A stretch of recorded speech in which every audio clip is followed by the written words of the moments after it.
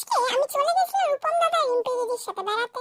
আর দেখো এখানে আমাকে রূপম দাদা কোলে তুলে নিয়েছে। আমি একটু পোজ মারছিলাম আর কি, একটু দেখাচ্ছিলাম। হ্যাঁ, এবার একটু পালানোর চেষ্টা করছিলাম, কিন্তু পালাইনি। আমি একটু দুষ্টু করি তো, তাই এবার আমি একটুখানি জিপ টিপ চেটে নিচ্ছিলাম। আর দিদি যেই ক্যামেরা নিয়ে আসছে মুখ ঘুরে নিচ্ছি। আসলে কি বলতো, একটু ভাও খাতে হবে না? আমি একটু হ্যান্ডসাম দেখতে, এত মিষ্টি দেখতে।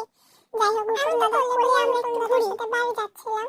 তাই রূপম দাদা এখানে আমাকে নিয়ে একটু বেশি কাট মারছিল, দিয়ে স্কোয়াট করতে শুরু করে দিয়েছে। আরে বাপু বলো, আমি কি স্কোয়াট করার জিনিস? আমার এসব ভয়টাই লাগে না, তোমরাই বলো। আমাকে নিয়ে ধরা ছোঁয়া করলে খালি বুঝতে উঠছে কি যে করে বাপু।